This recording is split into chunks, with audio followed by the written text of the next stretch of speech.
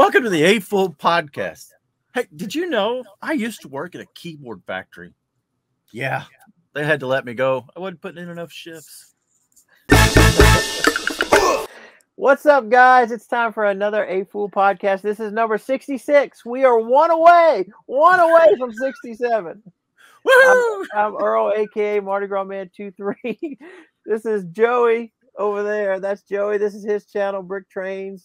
Glad to be here. And down below is none other than BrickTsar, the Hawthorne train buying madman.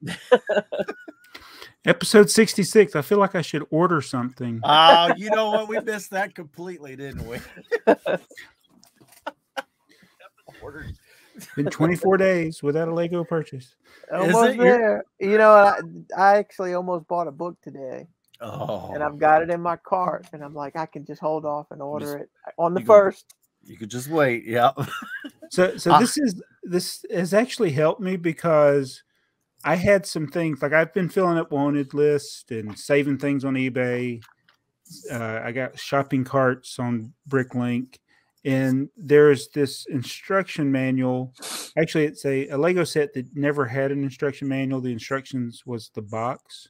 Oh. And somebody had it on eBay, but it was a partial box, but it was the instruction part of the box. I said, it was like $12 or something. I said, I probably should get this. But I said, so I saved it, and then I went, and yesterday I was going through my basement, and I have the complete set with the box. Oh, there you go. So I saved myself from buying something I already had. And it wouldn't even been what you wanted because you said it was partial. Right, it's a partial box. Yeah. That is the worst. It's pay even a premium for something, and then turn around and worse, find it cheaper or something. But to find it in your own basement. Oh my. Well, my deal about paying the premium is I'll have a tendency to wait and wait and wait. Finally pull the trigger, and then the next week it'll be on sale. Yeah. That's terrible too. That's terrible. I do like the features on Mercari and eBay where if you just save something, it's like anytime I see something I'm remotely interested, I just go ahead and add it to my watch list, and then sometimes the seller sends you an offer. Yeah, they do that. Yeah, quite a bit on eBay. I don't use Mercari very much. Is it pretty secure and safe and all that? Or I haven't run into like a major problem. It's kind of like the early days of eBay though with people. I've seen like maybe people didn't do the best job shipping something, but so far I've gotten everything I've paid for. And the sellers don't get from what I hear, even though the money comes out of your account, they don't get paid until you leave them a rating. Really? Wow. I think I think Mercari holds the money, but they auto finish it if you don't. Like I just got a package today, the day we're filming this. If I don't do anything in 3 days, they give them their money, and that's the end of the transaction. I wonder if they're doing the Walmart business model. You know, when Walmart buys like from Coke, they don't pay Coke today. They put the money in a bank account, and then they pay Coke like 7 or 10 days from now. So they get a little flow. That's what PayPal kind of does. They build a little interest off of that money. Yeah. Huh. That almost seems a little deceptive. It might be 30 days. They might always be 30 days behind. I don't know exactly how it works. I just know that it's, because they're so big, it's agreements that they have with these companies. Yeah. So I guess nobody else had a vault set. We're gonna go to. No, I didn't. I mean, that's fine. Yeah, I thought something was on my screen there, Joey. You got an empty drawer behind you. I haven't. You moved your shoulder. There's an empty drawer. I thought something was on my screen. Oh yeah, there is an empty drawer there. Let me scratch it off here. Wait, just sorry to get sidetracked. I cannot tell you how many times I've been watching a YouTube video and think something's like on my phone, and then I'm like, oh, it's them. It's their video. They're in your camera lens. Oh man. Okay, so the vault set that I have chosen is actually I have two different ones here. The one that rattle. This goes back to these little. I guess really, I probably ought to do this so everybody can see, right? So is that sealed? Technically, it was never sealed, right? It will just open up. Well, I'm not gonna get this one open. There, the flaps just open. Let me tell you, as somebody who works in the retail business, that box was never hung on a peg like it was meant to be. I would imagine. I could imagine it. Being a paper or thin cardboard, it would have ripped off so easy. Oh, I mean, I just holding it like that, it scares me because it feels like it just wants to. But here's the thing. Here's that little piece of paper in here. Oh, the rare piece of paper. Right. So, okay. First off, it also came like this. Just it was just cellophane shut. And I've seen a lot of these, and this actually has a price tag, so I don't think. So that one is definitely sealed. Yeah, this is definitely sealed. What's the price on that? $1. Oh my goodness, that's a ripoff. I was about to say that you could probably find those on BrickLink for that. And then here's one that is definitely open. So this one would have had just that same. But here's that little piece of paper. Wow. And that piece of paper, these boxes, you can pick them up for $10, $15 on eBay. Is that like a box? If you pull that box out, can you flip the lid over and close it? Or is that just the way it looks on the screen? Okay. It's one of those. Oh, it's one of those. Okay. Yeah, and then if you look down inside there, that red is one of those 10 by 10. It's the same thing that they used to put the lid on the canisters. Okay. The square canisters that was. But yeah, this the pieces themselves are probably still worth $1, right? Probably, yeah. Well, so with this one being $1, now these were later, but this either means it was Canadian. Let's see, what's it for? Basic brick. Yeah, this means it was probably Canadian, because the Canadian ones were $1. The U.S. ones were 50 cents, I believe. Or they had no price. So on these other ones, but usually if it had $1 wrote on it, it was Canadian. So Canadian Samsonite. So that was your pick a brick wall from 1960.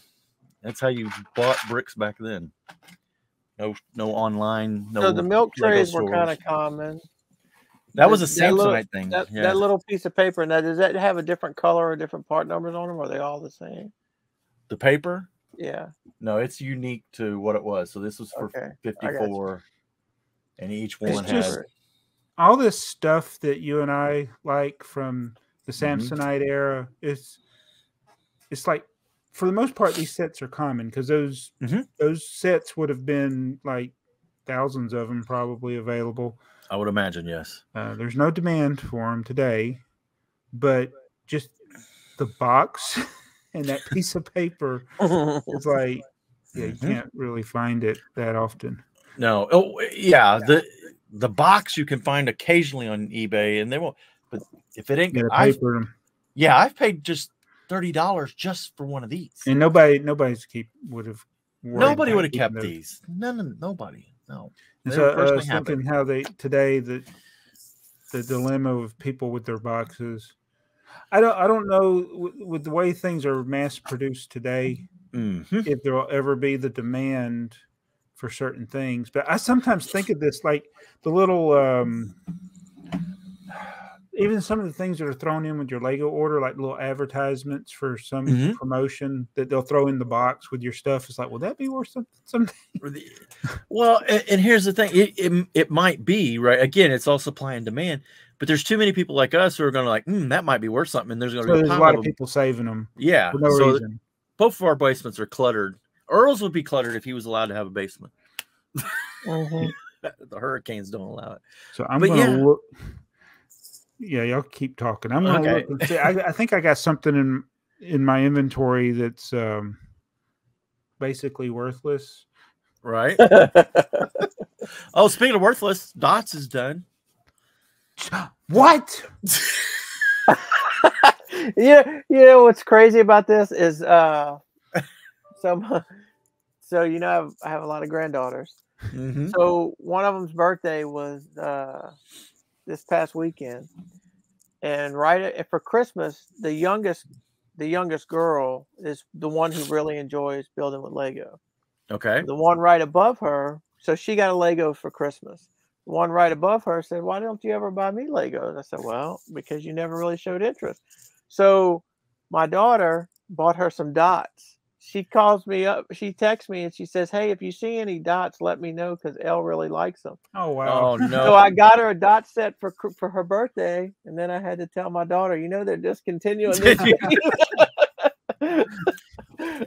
Oh man, yeah. A friend of mine, she called. Actually, it's my wife's best friend. She texted me and said, "I picked up all these dots. They were, I guess, I don't know where they were on sale at. She didn't say, but they were like $2 a package." She said, "You want them?"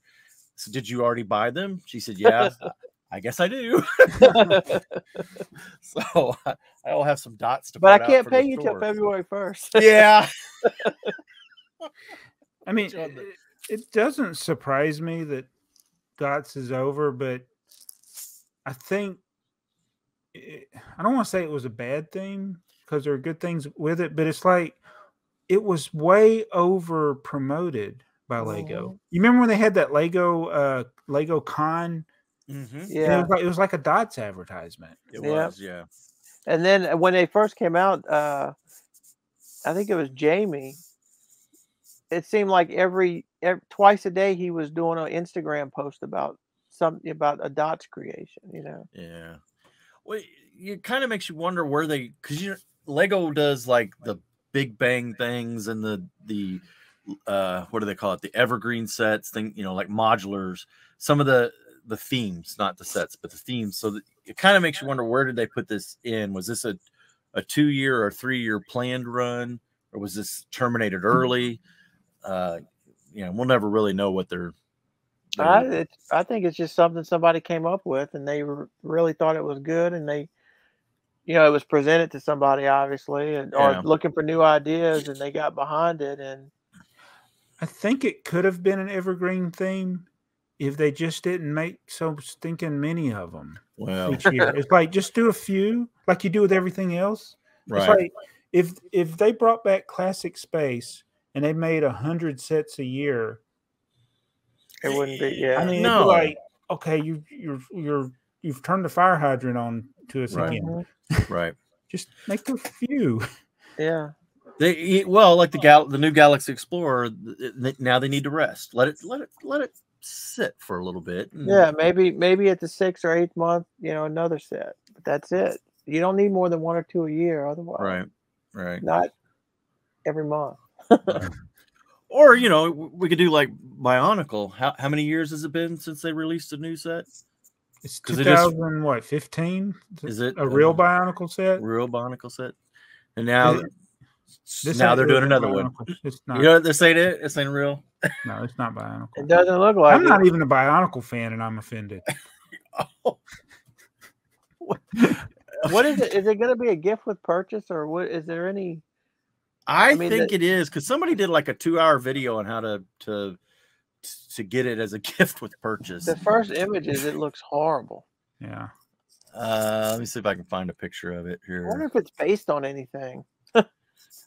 It's like if they said they brought trains. They were making a train special, and it was the little 4-wide stuff you see in creator polybags. Oh, like, I don't count those as trains.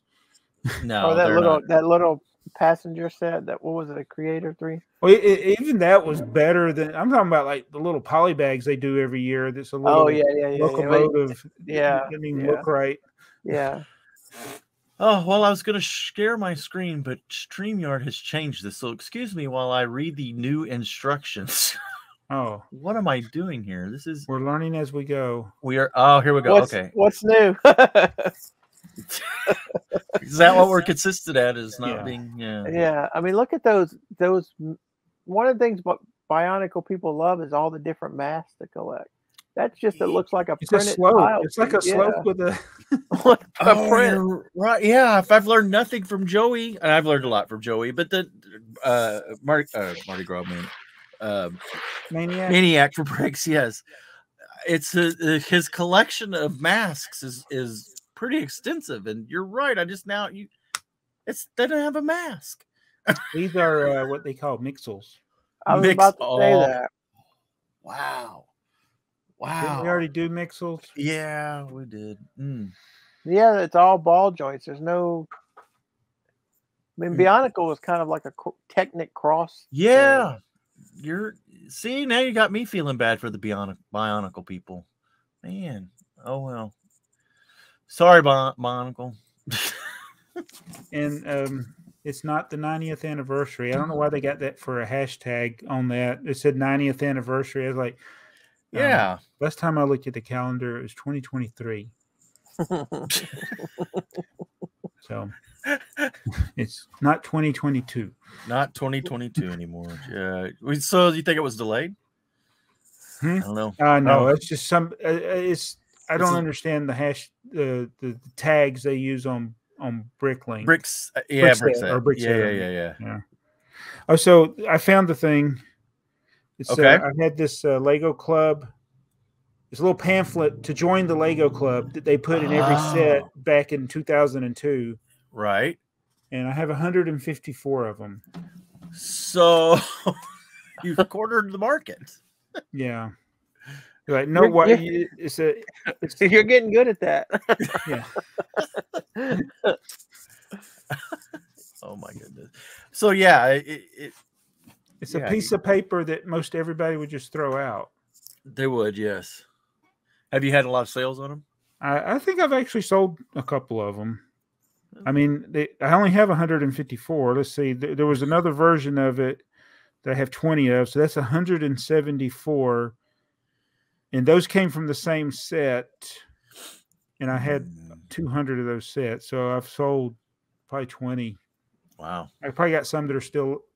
There's some I probably didn't put in because they were probably bent or something. I just threw them away. Right. But yeah, I probably sold like 15 to 20. So when you parted out those sets, was that? Could you list it while you were parting out the set, or you had to go back and add that in? That's something I went back and added later. Because that was something I parted out for eBay back in the day. I would sell. So the set came with Stormtrooper and a Luke and an Imperial soldier. And I could sell those Stormtroopers for like $3, and I was like, "Oh, this is great." I thought I was doing good. That was 3 minifigs, and the original retail was probably $7 or $8. And I bought the sets for 88 cents. Yeah. Oh, wow. It was one of those KB Toys clearance things, and I went to 3 different KB Toys and bought all of them. And it was 200 copies of that set. Yeah. So if I paid 88 cents and I'm selling a minifigure for $3. Wow. And so I ended up having all the pieces left over. And those were some of the first pieces I added to my BrickLink store. You think it's possible to do that again? You think it'll ever be possible to have that many sets at that good of a price? Or is it just too many? It's possible. I don't know where it might be. I don't see the discounts that deep anymore, and there's just Costco had the 75% discount, which I haven't seen in a long time. A 75%. Yeah, Sam's had that good one. They had those Speed Champions for $7, which isn't 88 cents, but in today, $7 on $7 for a $20 set, and they had that Star Wars set that was, I think they were $16, and the original price was $40. Wow! And they had trays of them, trays. Costco had an $80 Ninjago set for $10. So yeah, it's not the less than $1 thing. Well, yeah, but again, for inflation, yeah, I mean. Yeah, I mean those are some good deals. But still, the best deal I got 33 to 35. I can't remember of the hammock. I was about Friends to say hammock for $0.01 each. I was gonna say that. I thought it was a tent. I was gonna say the Friends tent. Maybe that's what it was. Yeah, it was just a little worthless accessory pack. Yeah, for $0.01. Did you part those out, or you got them listed as set? They're still in the store. Actually, I think I sold one. I got them for like $10, some ridiculous price. So if you're watching right now and you go to Jabo's store and you buy one, he will autograph it for you. Oh. I'll autograph anything, but I'd be like, "Are you sure?" It hasn't happened in a while. Is people would buy bricks and tell me to, and I'm like, I hope I do the right brick. And so I'm real bad about watching this whatnots, which I haven't done lately. Well, I shouldn't say I haven't bought anything lately. I really haven't. These people will spend like, there's this one guy and he'll have a set and the whole time he's running the set, he'll be like, and if you would like, I will autograph it for you. If not, that's okay. But if you want, and I'm thinking, you think somebody's going to pay $60 and you have and want you to sign it? And some of these people say sign it. I'm like, what are you doing? So he's more important than the item? It's like it makes no sense to me. It makes absolutely no sense to me. With these people, I guess. I don't understand the whatnot economy. I don't get it at all. Yeah, the whole blind bag thing, I don't get. So, like, they'll have all these blind bags of nothing that you don't know what's in it, but they'll say this one valuable thing is in one of these, and they'll have 20 of them. And somebody will get the valuable item, but everybody else is getting a box full of crap. I call that gambling. That's exactly what it is. That's exactly what it is. But we're going to sell somebody a grab bag, and in this grab bag, you're getting at least $25 of value. Right. And somebody's going to pay $15 to $20 for it. Maybe that's something, but I don't see people paying $20 to get something that's worth $1. Yeah, for the chance to get something that's worth $100. Is that still kind of I haven't seen it in a long time. Is it eBay for a while? They had the mystery box thing. It seemed like that was always it might be like guaranteed Lego in it or guaranteed Hot Wheel or something. But you bought a box and it $20 or $30 and you get who knows what was in it.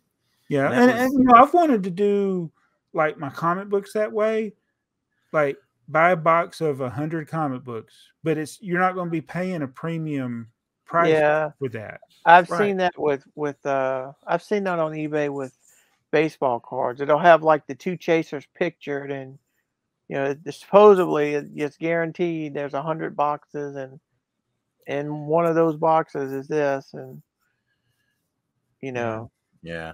It's like you remember Series 10? That was the Mr. Gold CMS, right? I hope they never do that again. Well, but how many auctions did you see on eBay that said guaranteed it's either it was a dragon or a Medusa or something or Mr. Gold.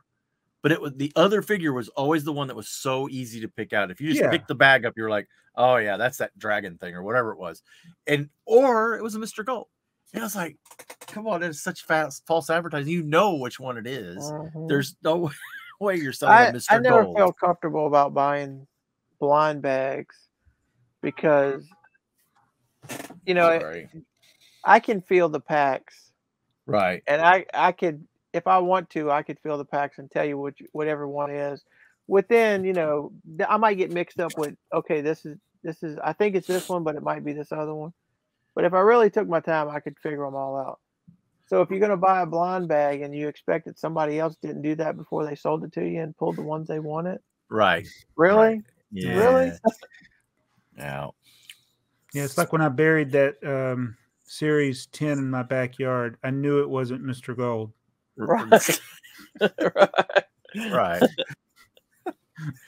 The thing that aggravated me about that, and that series was the series that I've collected them ever since, or still have collected them ever since. But when Toys R Us was still going on at that time, and I bought several of them from the store. I just went in; they had a box of them because I didn't like feeling the packs in the store. But I went in, I grabbed 5 or 6, whatever it was that I decided to buy that day. I just grabbed them, took them to the register, took them home, and when I got home, I realized that they had under the flap on the back side, they had slit them, opened them up. Oh, they didn't even take the chance to feel them.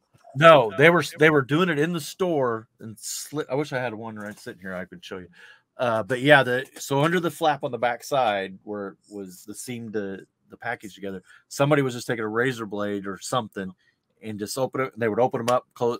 You couldn't tell.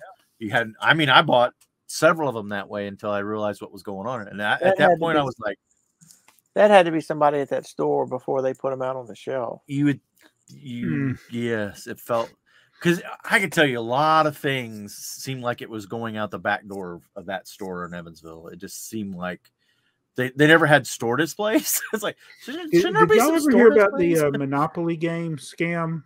Oh, it's awesome. There's a show about it. Have you seen it?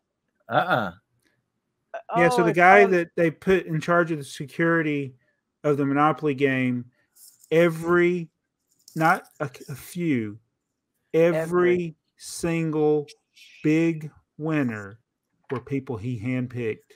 Right, and it was every one of them, not a few, all of them. Prior to him doing it, there was not a winner for like 7 or 10 years. And nobody and then all won of a sudden Canada. It was back to back to back. It's called McMillions. It's on. It's on one. I don't know. Check it out. Yeah, it's called. No, they did a documentary on it. So yeah, it's really a good documentary too. It's called McMillions. So what was he? Was he the producer of these? No. So they made the tickets at this advertising company. Okay. And then the tickets were delivered from the printer to the like this place made the cups, and this place made all the tickets. So they had to deliver the winners to the cup manufacturer or the fry manufacturer. So he was the guy who would seal in a briefcase, and he had a security person with him. So he was the head of security, and he had somebody with McDonald's or a contest. So they would go cross country together, and she knew nothing about it. He would go to the bathroom and steal the pieces out of the locked briefcase. Jeez. Yep. Wow. And so anytime there's like chaser things like that, I mean, they used to, even in comic books, we had stuff like that where there'd be rare things that you could get, and it's like I didn't trust the people selling the stuff. Yeah, and what's the incentive for them not to look before they put it out on the shelves? Yeah. Right. Yeah. For something rare. And so, don't tell Lego this, but well, they're not watching. Yeah, they must watch because they keep putting young people in the land. I keep complaining about it. The whole thing with the 6-packs has saved me so much money because I hated filling the pack, so I would buy a bunch of packs to get if I wanted to get a complete set of this collectible minifigures. But now I just buy the 6-pack boxes until I have a complete set. I save so much money. Yeah, you probably yeah. I mean, I got 2 boxes and I had 100% completely different. Which was so shocking. It was because it's the first time for me that But when you did yours, you ended up with 2 duplicates and. I had 1. I got all but 1. You were missing 1 character because you had a duplicate of. You had a duplicate, yeah, right. Did you even that's better set? Though than just picking 12 or 16 or whatever. Did you get a complete set, Jabba? I'm on a no buy challenge. Oh, that's right. You didn't trying to get me to buy. No. January. I couldn't remember on January 1st. I couldn't find them for sale. Okay, because I was looking in the wrong place. Yeah, you didn't do well. They might be on sale by February 2nd. Well, that's the other thing is I was so disappointed. Like the other series, they were like 30% off. Mm-hmm. Yeah. Okay, well, so we all did how we put parts in our BrickLink store, and we've all done a video now. So, yeah, everybody enjoy those. Maybe I'll put a card in. So, what do we think? What's the over under on? Well, I learned something from Jabba, which I got, you know, We always learn something from Jabba. I know that he did that. Well, he did the stock room, and then he lost me because I didn't know where he took it out of the stock room. But then he did the search. Yes. Search the buy set in his store, which I had never knew that was possible. Nope. And there's a danger to that, I'll say, because you can have a part, especially if you have used parts, you can have a part from your store that is used for that particular set. So always, I think you make sure you select new, and then also with the alternates, like I think we've all parted out those sets that have the alternates, and I think Joey, you mentioned you can have part out 10 of a set, and you end up with like 6 of this and 4 of that. It's the same part but a different mold or something like that. And that's another problem when you're putting parts away. And so I try to look before I do that. I try to look to see if there were any alternates, and that way I know that I don't make a mistake. Because I have I'll have like the tiles that have the groove and tiles that don't have the groove. I'll mix them up, and then I'll go pick an order, and there's supposed to be 10 in the drawer, and there's only 3. And then I go to the other, this other drawer's got an extra 7 in it or something. Right. Yeah. No. But yeah, that's just a warning in doing that. But so does the BrickStore, Bricks, whatever software, does it do the alternate parts too? Does it recognize them? Okay. So that's where you would grab that out, is there in that? Yeah. So I go through, and recently I parted out a set or multiples of the same set, and there were the alternate versions. So I kept both versions until I determined which ones I had. And then usually I'm just deleting stuff. Sometimes, believe it or not, the BrickLink inventory is wrong sometimes. No. It's like shocking. What? So sometimes I think the primary one is not even really the right one. I mean, maybe some people did get these in their sets, but some of them I'm like, I don't believe this was in the set. I believe it was this other mold that's the alternate. Right. Well, the one that drives me crazy, and as soon as I see I know those parts are in the set, I just set them to the side. But it's the friction pin, because there's 2 versions of it. BrickLink tracks 2 versions of it, but they don't do a very good job of determining which ones are in the set. Sometimes it'll say there's alternates, and it's like one has a slot in it and one doesn't, and it's like and I had mixed them. I had a drawer of 300 or 400 of them, and they were all mixed, and I'm like, now do I fix that, or do I just 1 cent part? I know. Nobody cares. Yeah. I think I pulled that drawer out, and they're like mine or whatever, and I just started over, because nobody buys them. 1 cent. So speaking of drawers, are you done with the sorting them in drawers deal? Me? I think so, yeah. You saw my picture on Instagram. I went ahead and I was 100% in the pretzel cups. sorting in those.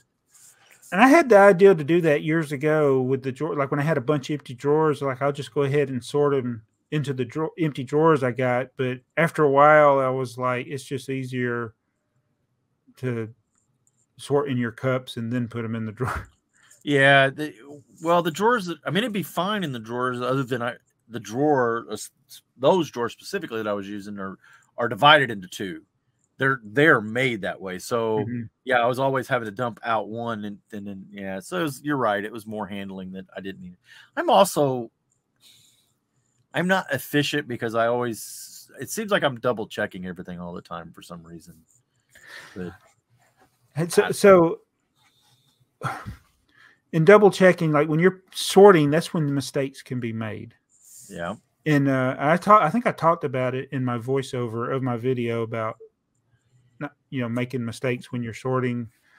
But it was yesterday or the day before yesterday, I was picking an order that had 2x4 black bricks. So I got this shoebox that has the 2x4 black bricks. There was a magenta flower stuck to the bottom of one of those bricks, and I'm like, it's once I picked the brick up, I'm like, it stood out, like it's such a bright color compared to this black 2x4 brick, and I'm like, how did I miss that? But I didn't see it until I actually picked the brick up. Yeah, that shows you how a piece will end up in an oddball place. Yeah, two by four bricks seem to collect little bitty tiles and everything up in there. You know, careful. You know, and that's why there's usually the little bag within a bag. Mm-hmm. It's because of those pieces that can Makes get sense. stuck inside of other pieces. Yeah, that makes sense. Huh. I did learn while watching yours that it seems that you have a lot of full drawers. You seem to be fighting to get that noise when they're stuck.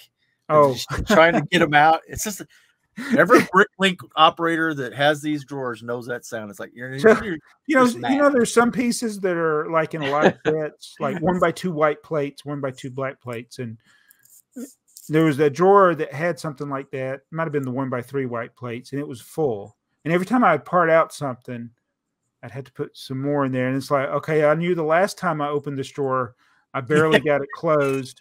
And now I'm trying to cram more stuff in it. When am I just going to move it to a bigger drawer? Yeah. How about when it doesn't open it and you just keep doing this and instead of taking the drawer above it off and using your finger. What if it's the drawer at the top? Yeah. Oh yeah, the drawer at the top. Oh, that I haven't had that happen yet. That would be me neither. It used to be able to go. Now I think I've got some of my drawers. I can move them, but the ones that are stacked, you can't move them. But it's like I've had to do that before, where I just took the whole stack off of the wall. Went from the back side. Yeah. Yeah. Don't overfill your drawers. So I noticed you had your Harbor Freight ones in there. How do you like those? Those make me nervous because they're just so loose in there, and then sometimes you got to get your finger in there. That's the only thing I don't like about them is the little lip to open the drawer. Yeah, but I'm used to it. I've converted. Yeah. Well, yeah. Once you're used to it, they're working okay. So, is those the ones that you said they don't have a stop to hold the drawer in? They could slide out. See, that would be my thing because I'm pretty bad about pulling the drawer out 3/4 of the way and letting it hang and then pulling the two pieces out. It'll do okay like that. Will it? Okay. Yeah. I haven't had one fall yet. I saw somebody post on Instagram where they had their stack on fall. It's like, oh, that's like my biggest fear is something back here where to get knocked over or whatever. If the middle row ever falls, it's gonna be sad. Because I got those are not mounted, and I bump into them all of the time. It's like one day I'm going to hit them hard enough, and it'll just be a domino of like the whole middle row going. Well, that's the way these two rows behind me are. Yeah. They're just doubled Acromills behind, stacked side by side. Now across the top, there's a board, and they're screwed into that board, and then they're screwed together. All of them are screwed together, which means if I bump this outside edge, if I just sort of, bump that real hard, it's not the whole. It's all going. It'll be like the bookshelf dominoes you see in the movies. Exactly. Exactly. Hope Heather's not hiding on the other side because she's just scooched. She'd be gone. Yeah. So we were talking about the different one. What is that? Is that about it? Harbor Freight are the only ones that are really, other than Acromills, you can still get them. Acromills is still making them, but they're so stinking expensive. Like $60 for one. Like I see one for $35, I'm like, oh, I better get it. They still have them at True Value too. They have type. This type is available at True Value, but they're $30-something a piece. Yeah. Well, places like Home Depot, they never stay consistent. Yeah. That's the thing. Yeah, the green ones. Like when they made those Tafco ones, they didn't stay very long. Yeah. Right. And there's been really nice ones. But all that stuff was readily available till COVID hit. It was. Yeah. And then it just disappeared. And then, you can get bead drawers and all those things that are to lay down and look like. Do you use any of those, Earl? Yeah, I have some, but I wish I only had minifigure parts in them. Because I try to now when I'm sorting, when I'm loading, is to, if I have open slots, I'll put minifigure parts in them, but you got to get all the rest of the stuff out, and I'm not going to spend the time to empty them. But Right. it's attrition. I'm doing it through attrition. Yeah, I'm doing the same thing. I have a set of there's 3 cabinets, and they were a Home Depot. I don't remember the name, but they had lots of them. They just had all. I thought these are going to be the drawers. The drawers are kind of hard to get out, but I thought that's good. They were you couldn't get them out easy. But they had them for whatever, a year or so, and then they don't have any more. Did you cut the tabs off the bottom like I did? I didn't. I could, so where they would come out. That's what I did, because some of them I'd have a hard time even opening, like a little bit, because that tab will hit. And I just took, after the first one, it's like after that I got my razor knife and I just go through all the drawers. It's a long process, just cutting that tab off, and they still hold in good. They're not going to fall. Yeah. But no, sadly, they don't make them anymore. And I think what I'm going to do, I'm going to bite the bullet. I've been watching Amazon for the AFoOL. I think the dual one where they have the big drawers and the little ones, they usually run those on. Usually they're on like a 10% or something, but they have ran them on a pretty decent sale. Yeah. But I have on this one spot out there where you can't see, I have room for 6 more.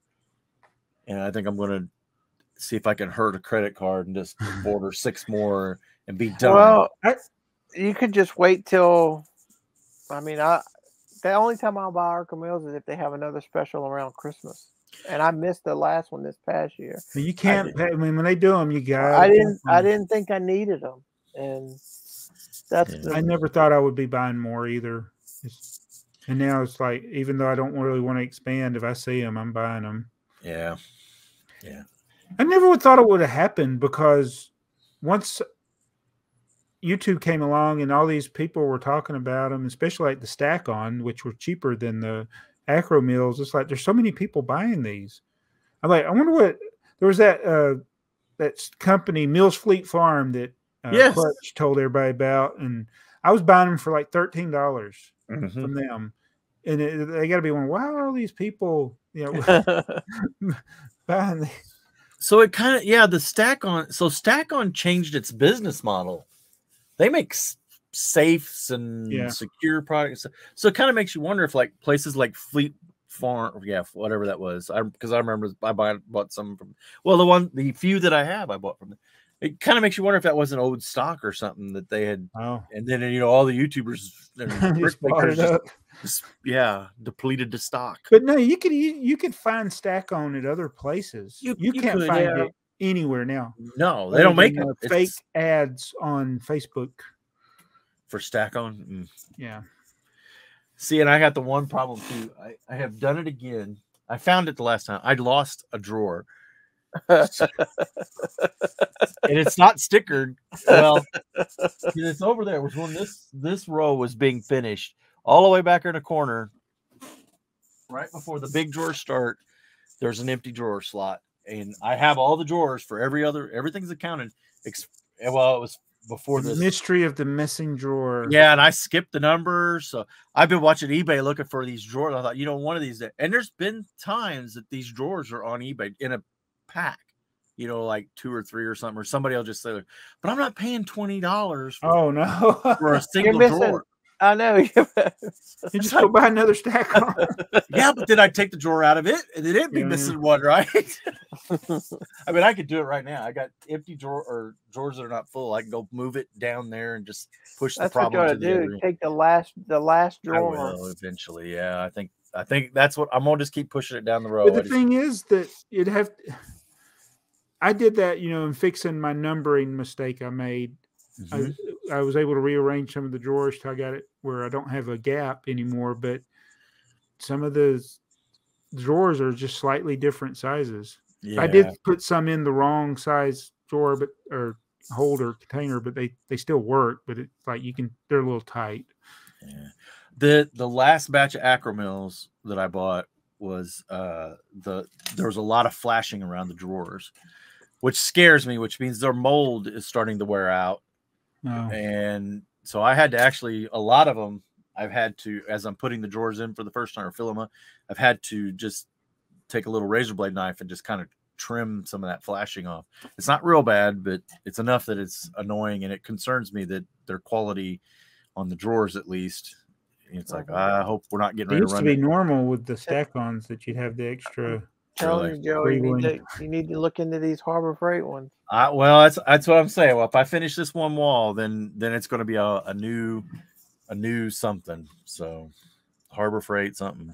Oh, okay. So when I went to Harbor Freight, they wanted me to sign up for their thing, but I didn't. I'm not. Well, you had to pay for it. Yeah, I know. But I don't like signing up anything that I had to pay for because they're designed to make you forget about it. And I'm like, the only thing I'm buying here is containers. I ain't buying all your tools. That's why I didn't. So what you do? Like, how many containers would I have to buy to get the discount? Because the bead trays were almost like 50% off if you had the rewards card. But I would have to buy like 50 of these bead trays. Well, the bead trays you can actually catch. If you know, are you on the email list? Yeah, I don't read them. Yeah, so if you know, every week they have different. You can catch those in their weekly ads. Like, anybody can get the deal. Yeah, like once or twice. And same thing with they run a. What was the last thing they ran? They ran you can only use it once. So what you do is get your wife to sign up with the email address too. But what was it? It was like 30% off any item under $20. Oh, so you got one. So I got one for like, I think it was $14 or $15, whatever it was. That sounds like Michael's. Everything, they send you a coupon. You can buy anything you want at Michael's for half off or whatever. But I always told Heather, I said, the same stuff that they're selling, they sent you a 50% off coupon for you can pick up at Walmart for half the price. Well, you know, Hobby Lobby did the same thing. Yeah. And they had a daily coupon any day you could buy, but you can only buy the one item for 40% off. But so, okay, now you can buy it at a normal price. But they did have stuff I wanted to buy, like those the little clear display cases. Yeah. So I was always going there to buy those. And since they took the coupon away, I haven't been back to Hobby Lobby. There's no reason for me to go. I'm not paying 30 or 40% above retail for something. Right. I don't know if it's hurt their sales. I mean, they lost me as a customer. Well, yeah. I mean, other people did the same thing. So. You might be like Lego. They might have caught on to you. Now this guy here, he comes in every day and he buys one item. He'll go to 6 different stores to get that one item.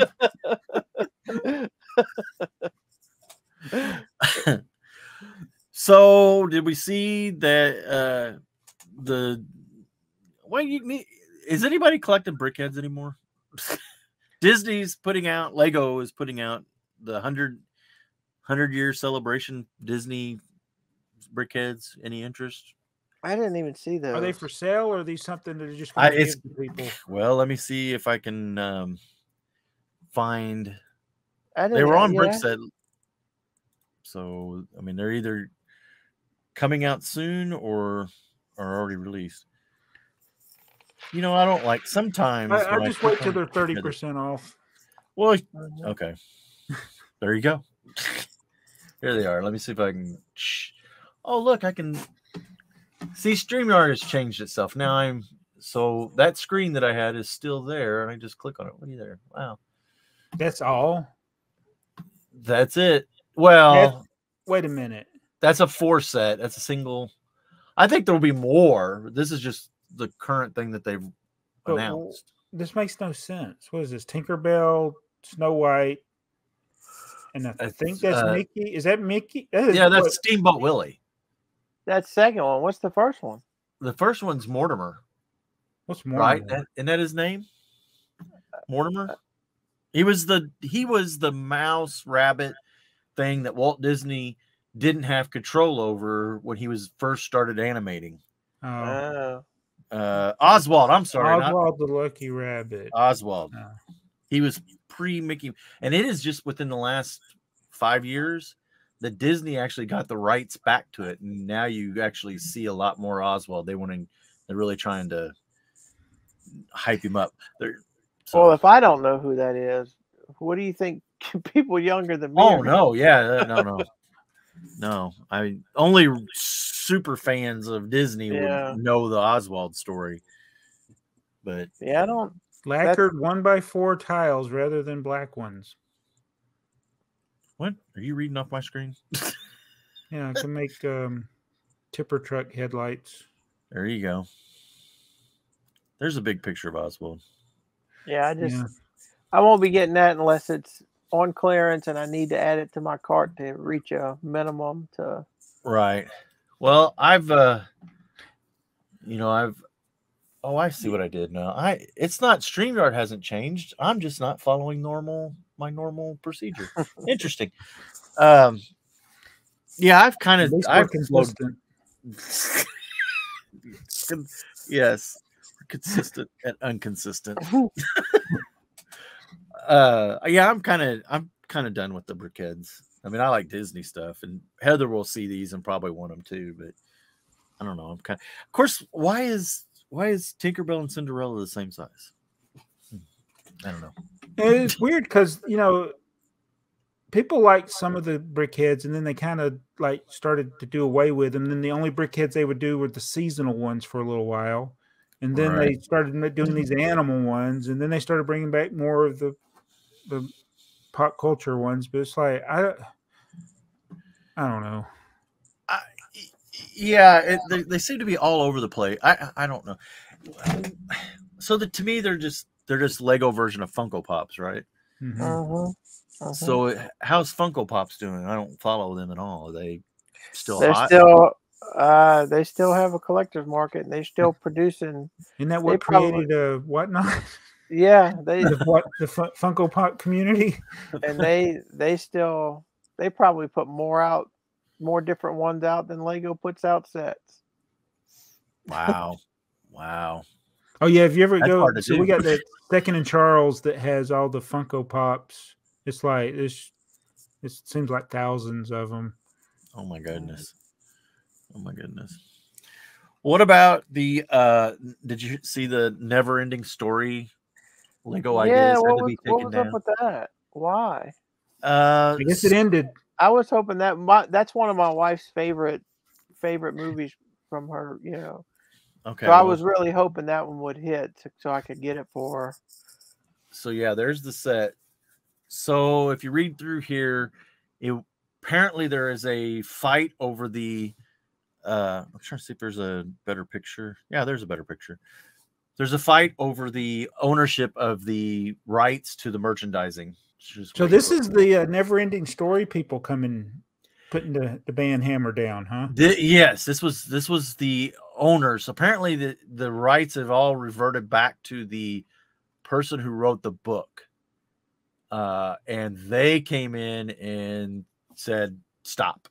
It's just so sad that one of the 35 sets that will not become a set anyway just got taken down. It wasn't going to make it. I mean, it might have made it, but it's like there's so many of them that don't. I mean, I know that's like a beloved movie, the Never Ending Story. I guess it's a good movie, but I don't know if it had enough of a following that would have been a good fit for Lego. Yeah, I'm not in that. Even though I'm probably the right age group for that. Yeah. My only knowledge of Never Ending Story is the Stranger Things reference. 55 minutes in, we lost Earl. Well, there's a new one. You'll never guess what happened this time. Oh, I don't know. Did you flip another switch? No. I have my computer, my laptop plugged into the my charger, but my charger wasn't plugged into the. Oh, you had the infamous. We call that in my job, my field. We call that air gap problem. I was kind of freaking out because I thought my computer crashed on me. Oh, no. Yeah, that's a little rough if you air gap the power. Yeah, that's. I got paid very handsomely to go plug in a power cord for somebody. No, really? Yep. Yikes. Yeah. So yeah, we were just discussing the fact that neither one of us really know a whole lot about the Never Ending Story, and I don't know. It's one of my wife's favorite movies. So when I saw it made it, I was just maybe this one will make it be a nice little gift, and then Yeah, it's out. It's out. It happened to do with licensing, huh? Yeah, the licensing reverted back to the person who wrote the book, and they told Lego to stop. So I did find they're not in the land. They're not.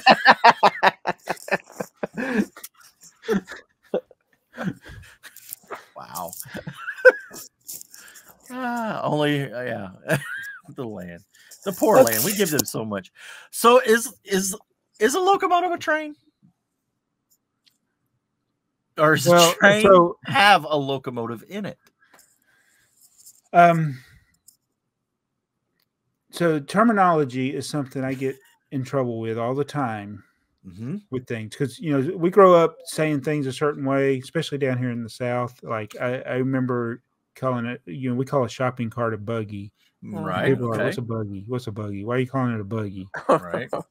And we ask people if you want a Coke. Yeah, That's yeah. what it is. You want to hand them a Pepsi, and they're like, I wanted a Coke. And I'm like, well, Pepsi is a Coke. But anyway, so a train, I would call, in the Thomas and Friends world, people get upset if you call Thomas the train. They're like, he's not a train, he's an engine, he's a locomotive. And I'm like, with a locomotive, you can't have a train really without a locomotive. Right. And then Nicholas Longshore, who works for the railroad, said, yes, a single locomotive can be a train. But one thing I've never referred to a locomotive is a car. And so when James was calling the locomotive a car, I'm like, okay, so that's what it's probably what he's grew up calling them. Sure. Car. Sure. And it's like, so I get it, because I've done that, but it was like, it's got two cars. Like, no, it's got a locomotive in one car. Right. That's what I kept thinking. So I left a comment, and it's like, what's your terminology? Does your rule for the only sets that have two mean that it has to be one locomotive in one car? Can it be two cars? Is it a locomotive and a tender? Right. And then I compiled a list of 16 sets that 16. Now, so we're talking about Lego by James O, right? And we're not trying to put him on blast. No, not at all. I come from a place of like, this happens to me all the time. Yeah. We probably ought to get him on the podcast. Yeah. Hey, if you watch, reach out to me. It's very entertaining. Oh yeah. Well, yes, and his channel has grown. It has blown up. But he does all the right YouTube things. The great catchy YouTube thumbnail, and he's even you could tell that he's working that first 8 and 30 seconds on his video. He's doing a good job. But yes, so I had to watch this video a couple times, and then I spent a bunch of time trying to figure. But he's very specific, right? It's a set. So like track transform. Oh yeah, I even started putting in a couple set in my comment. I put a couple set, and I thought, nah, I want to back out. It was fun. So because did that set come with a transformer? I think the very set that it didn't come with a transformer. Oh, I don't know if it. Well, it came with track though, didn't it? Yeah, it came with a circle of track. So then it's just a train. It's not a train set. I don't know. Maybe it did come with. Well, yeah, I don't know. It was still fun. I watched. He got a couple views out of me because I wanted to listen to exactly what his terminology was, and then because it starts at 1969. Because before 1969, you would have found some one or two. Yeah, but so he showed one of them. He showed was a locomotive and tender from 1969. And I'm like, okay, if that counts, then the 7750 train exactly. Yeah. Yep. Because it's exactly the same thing. Right. Then I said like there's several sets that don't have a locomotive that have two cars. There's some from the 70s, and there's some from the 80s, and there's some from the 90s. Or maybe there's not any from the 80s, but there's some from the 90s. With the 90s. The Emerald Knight only has the. But according to him, he didn't count the Emerald Knight because it also has a tender. Tender. Counting the tender. He's counting the tender. So if you count the tender, that means a locomotive with tender, which means all 10 of the kits, the blue, green, gray, black, and what's brown locomotive kits in large and small. That's 10 kits would all count. And I don't think he knows that those existed. Because he actually showed the blue, the train that came with just the blue passenger car. He showed that. He said, that's 3. And I said, well, what about all the ones that was just the locomotive then? That's 2. Yeah. There were 10 of those. I think he knows they existed. I think it's, I'm just having fun with it because it's I said, I told him, I said, it sent me down a rabbit hole of checking. So I saw that you posted early, and then I had posted after you. So have you posted a second time? I posted 2 times. Yeah, okay. So I haven't. I asked him the criteria, like, am I understanding this right? But then when I was thinking about it, I was like, well, he showed these. I'm just going to say this is what I found. I hope he doesn't think that. And I hope he doesn't take it the wrong way. Right. Right. Yeah. I hope so too. This is why, James, if you're watching this, which I don't know if you do, this is why you shouldn't take it the wrong way. Is that video? I don't know about other people, but it got engagement from me. And if you make a video and I end up putting 2 comments on it because I thought about it and then I thought about it again, that's a good thing. Yes. So keep up the good work. Exactly. And don't worry about it if somebody criticizes you for calling a locomotive a car. Well, I believe all the time on Trains Are Fun, I get criticized all the time. That's one of the. I'm sure that has something to do with the algorithm of YouTube. Say something wrong on purpose that you don't that your viewer doesn't think you're doing wrong, so they can chastise you when you knew it was wrong the whole time. Well, yeah, the 2x4 brick is very rare, very rare. Well, if he did that to do the algorithm, then he excellent job, because he definitely he got some because I'm kind of bad about just giving a hey, great job, nice haul, kind of comments, and just because I feel like I want to, but to actually stop, think, this morning, it happened this morning, his video came out this morning or late last night, whichever, and I spent 30-40 minutes before I went to work doing the same thing. So it's like he definitely got engagement. And to get the great BrickTsar to comment twice, that's doing good. That's high praise. Even if you did trigger all of us for calling your locomotives a car. Well, and I've made a career out of triggering people. So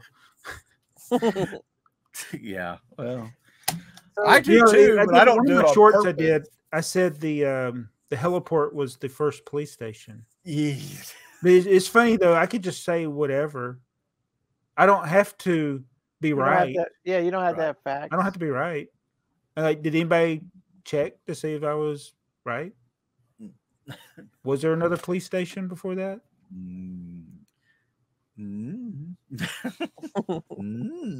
If I did the fire station from that era, if I said that was the first fire station, what would you say, Joey?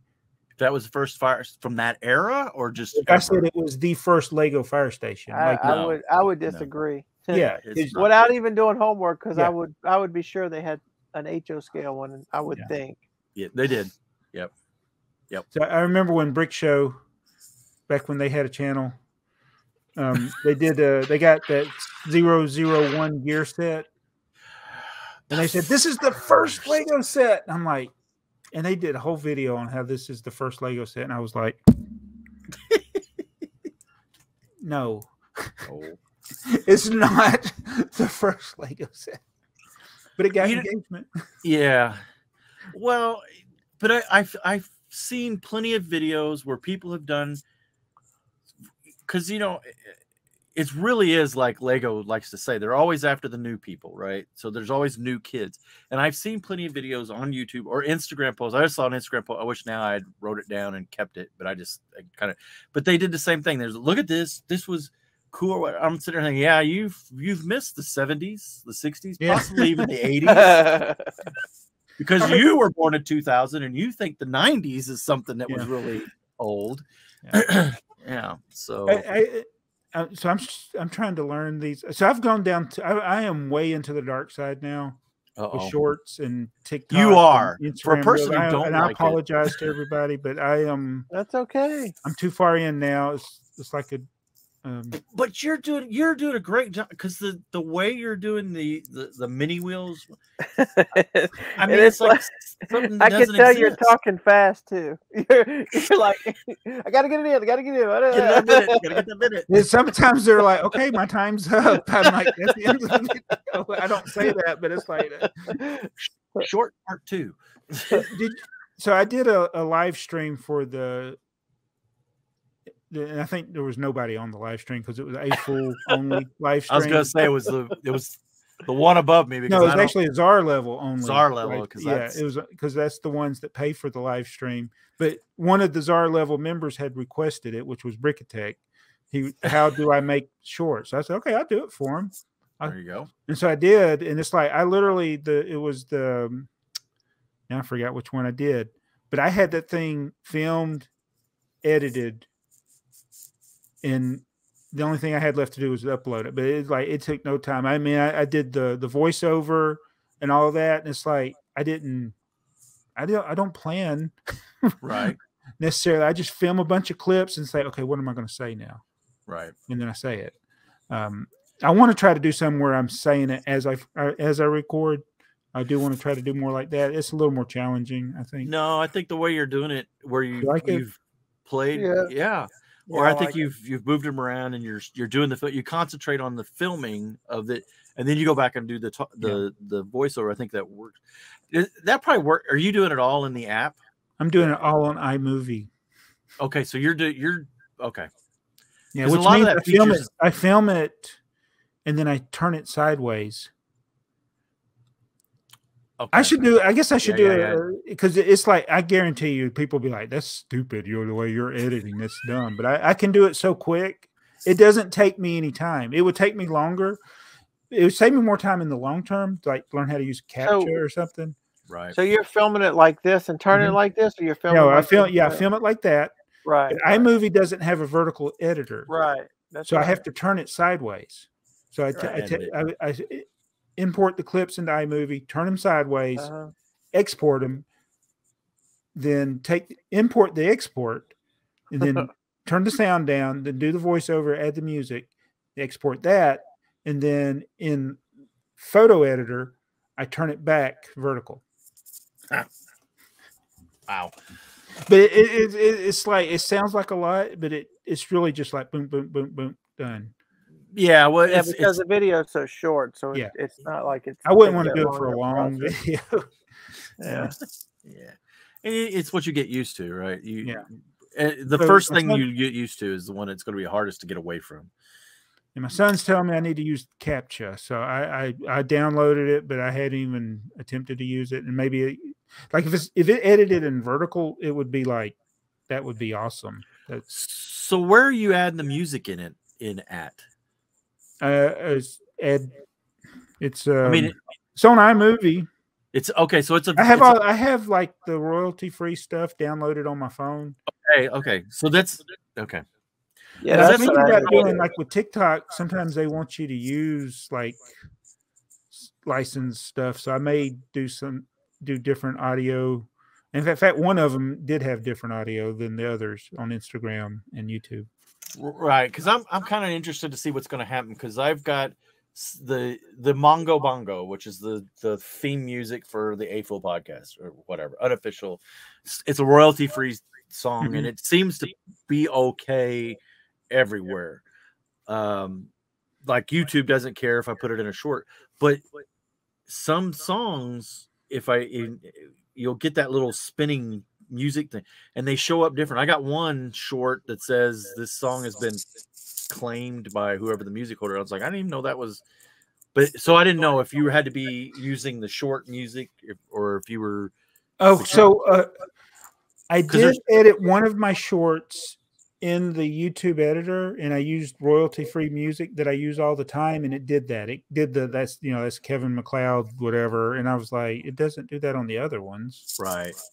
Yeah, because the shorts are all in a whole different bucket as far as monetization. I guess that's going to kick in February. Yeah, Maybe so about I'm time so proud. You only need 10 million views to get monetized in shorts. in shorts. 10 million. 10 It's- million. And I get like 300. I get less views on shorts than I do regular videos. So you gotta keep doing the shorts. yeah, just feel like 300,000 a month. Shorts, and I should be right. I should be good. You should be good. There you go. No, it's clear. Is TikTok and Instagram? It's definitely more suited for it than YouTube is. I get way more. The only thing that fools me with iMovie, they have some music in the. Oh yeah, and you can get claims on those, but none of it is royalty free. None of it. So you, no. Yeah. You're very. I did some, and it was years later than somebody claimed it. No, I've done it. It happened to me twice because I did it so far apart that I forgot. And I mean, like 24 hours later, I was like, oh, okay. So, and even the Kevin MacLeod stuff, which I've had to fight because there will be other bigger creators that will use Kevin MacLeod music, and then they'll claim your video. I'm like, that's Kevin MacLeod's music. That's not your music. How are you claiming it? And I'll fight it, and I win every single time that it's rare, but it happens. So are you getting the Kevin MacLeod music? Because some of Kevin MacLeod's music is in YouTube audio library. Are you getting it through that audio library, or are you getting it? I get it from Kevin MacLeod. So you get it out of the third party. See, that's the part that always concerns me, because even Adobe, because I use the Adobe editor, has royalty-free music. I love this part. You have to pay for the royalty-free music. Get those royalties there. Yeah, exactly. Yeah. I guess it's really not royalty-free. It's just, you're paying a royalty to use it. But it doesn't work like traditional music license, so it's still a lot cheaper than what it would be. Yeah, but I'm always afraid that, just like you said, the Kevin MacLeod, YouTube don't care. Whoever the Kevin MacLeod's got this world domination plan. He's going to one day say, "Ha ha! I've changed it. I'm going to claim all of this now." Right there, because some of the music that you've used, I hear it in other videos, and I hear because I've listened to a lot of the Kevin MacLeod music, just kind of like, do I want to use it? I've even used some of it in mine, but everything I've ever downloaded is for everything that I've ever used in a YouTube video has come out of the YouTube audio library, because I think, and I may be wrong, but I think that automatically the YouTube AI knows, oh, that song's in our library, that's royalty free. Whoever tried to claim that needs to shut up. And it might be better to do it that way, because then it'll put it in I think it puts it in the description. It is now. It's starting to now. Yeah, if it recognizes it as being in the, it's starting to. Yeah, because the other day when I looked at one of my descriptions, like, where's all this crap coming? And I realized it's like, and believe it or not, so Kevin, that was his only requirement, is that you acknowledge him somehow. He didn't specify, like, is it in the, and so I probably need to go back and edit those, because I've been lazy lately, and it's like everybody knows it's Kevin MacLeod music. Right. Well, even some of the stuff that you get out of the YouTube library, some of it is YouTube. It'll be marked like YT, and then some of it'll be marked Creative Commons or whatever the other one is. And you got to do this. Then you got to put that marker in there that says this belongs to these people. And I usually avoid those too. But if YouTube's going to start putting all that stuff in there automatically, I guess it doesn't matter. But yeah, and this is why I've gone to, like, so many of my regular traditional videos, just like no music, because I just got tired of dealing with it and then making editing mistakes where the music's too loud, or I was just I gave up with the background music. Yeah, for the exact same reason. Sometimes it ends up being more of a distraction. Well, I still have the bumper that YouTube says is just causing all my videos to just fail. So, especially if I do it in the first 8 seconds. Yeah. Oh, this is not millennials. I'm not watching this. Yeah. I was, the 30-second one I kind of got, but this new one that at 8 seconds, where like 50% of your people drop off at 8 seconds and 75%. And the thing is I go back and look at my videos. It's like, that holds true. So, that's because it's about the thumb. It's about the thumbnail. It's about what do they see first? You're just doing this with your thumb on your phone. Yeah. Next. Oh, let me stop on that one. Next. It's why these people that make ads, they know how to say something in the first 5 seconds that hold you in the ad. Yeah. And YouTube. how am I still getting Mr. Beast scam ads that are not from Mr. Beast? Oh my gosh, yeah. How is this every single day? I get one of these, and it's the exact same video. How are you not able to prevent this? I don't. That's Sorry, that's my rant. Well, it's just like the comment. Thank you for it's whatever video you watch. It's like a clone of that. Sometimes not even the channel name. It's just like a link. Is the name of the channel. Thank you we have a gift for you. Click here. Yeah. That should be easy to. That ought to be easy to sort out. So you got in these notes, Tony Montana. Yeah. You been down in Miami or something? No. So my infamous bear purchase, right? Which first let me say, because I don't know if the person that I bought this from, I don't know if they watch the podcast. They're in Germany, so I doubt they watch it. Yeah, I bought this. I did a video. It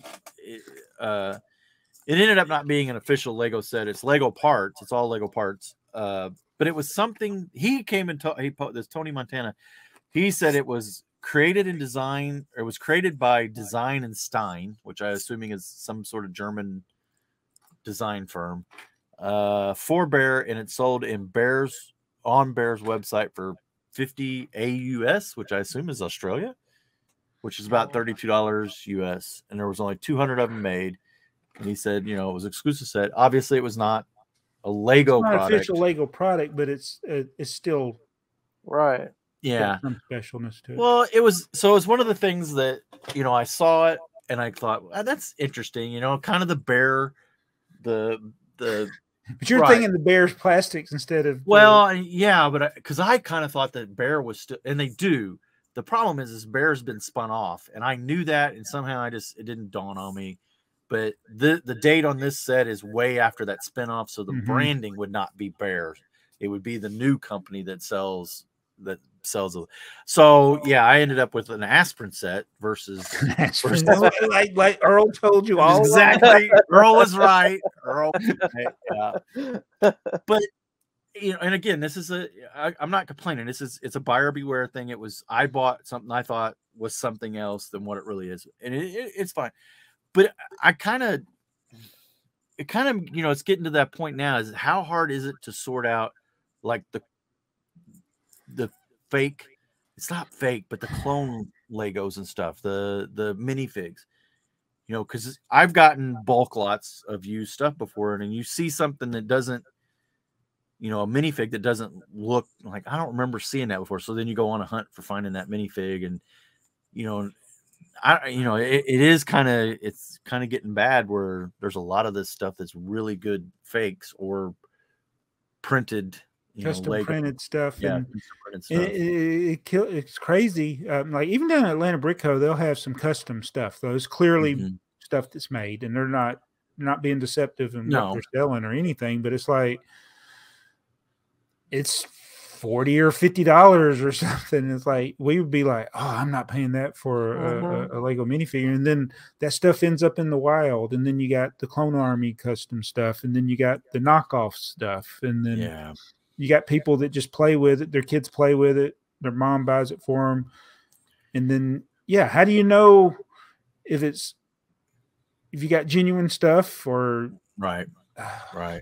Well, and then collectors like us that would kind of dig into it. If I'd had more time and dug into it, I would not have bought this. I bought it. I'm not upset. It is what it is. But it is. There's a lot of that where people are just going to buy stuff and they never even know. Right? They have a clone Stormtrooper. Oh, look, I got a cool blue one, and I don't know what set. Maybe they don't even care what set it came in. Mom bought it or whatever. And then, like you were saying, there's plenty of people who just that is the thing they collect is the custom printed ones. So there is on Whatnot, they do these clones, and so there's right now one of the rare figures on Whatnot is a white Boba Fett. Okay. So I look at, I'm like, is that from a Lego set? So I key it in. Yeah, it came from a Star Wars book. That was the book I almost bought. That's in my cart. So I go to, I go find it on this Abbey Books or whatever. It's $23. I'm like, huh. I can buy this book for $23. Get this White Boba Fett. These things are selling for $30 plus all day long on whatnot. Why would somebody not just go buy the book like me? Right. Yeah. I don't understand. Again, it's this not knowing the what's available. So I was looking at a comic book auction, and they were starting everything at $1, but it said, you see in the corner, it said $5 shipping, which is probably about right. But I'm just thinking, it's like, so you can be paying at least $6 for $1 comic book. Right. Right. I think that too. It's like when I buy something on eBay, it's kind of like you factor in the shipping in your decision. Yeah, like if it's $20 and the shipping is $8, it'd be okay. Is this worth $28? Well, there's a reason why YouTube has, or YouTube, gee whiz, eBay has that option. Sort by cheapest with shipping. Yeah. Mm-hmm. Oh, there's no doubt that especially when go ahead. Go ahead. I paid the Lego Ideas set that I bought. I think it was either the dinosaur. No, it was the molding machine. It's only sold at Lego House, not Lego Ideas. Lego House. Yeah. Lego House molding machine set. I paid $1 for it on eBay and $213 shipping. Mm-hmm. See, that's some of that. That's what the listing said. $1, $213 shipping. Buy it now. So I was going to buy something, and it was the shipping was like $40-something, but the price was like $16 or $17. So I messaged the guy. I said, "Man," I said, is there any way you could do cheaper shipping?" I said, "I think that'll go first class because I said even priority will be cheaper than that. That's like express priority price." And he's like, "No, that's what eBay says it's going to be." I said, "Okay, then I won't be buying that one." Are they doing that because the income for the $1, you're going to have to pay whatever? I mean, you sold something for $1. Okay, so that's income to the seller, but the shipping would that be? Are they using that to somehow get out of saying that was the income and that it was an expense? Now you got to show that, but the form that if they sell enough, I mean, it won't matter. It's still income. It all comes in. eBay will get a fee from it as well. The shipping. Yeah, that was a big stink with a lot of us with eBay's when they started taking fees from the shipping charges. But the thing is, what I think the seller that Earl's talking about is the guy is one of those people that, oh, look, eBay populated this. This is what I got to charge for shipping. It's like, no, you put in your dimensions of your package. Yeah. You can select other options because almost everything I sell, it'll have these dimensions. I'm like, this is a Lego, like say I was selling a Lego set, 7 inches by 4 inches by 4 inches. It's what it'll put something like that. And it's like you're selling a set that's like this big. Well, right. And plus sometimes you can go, what I do a lot of times is I'll look on, if I find a listing, I might click sell similar because it's already got the, Right.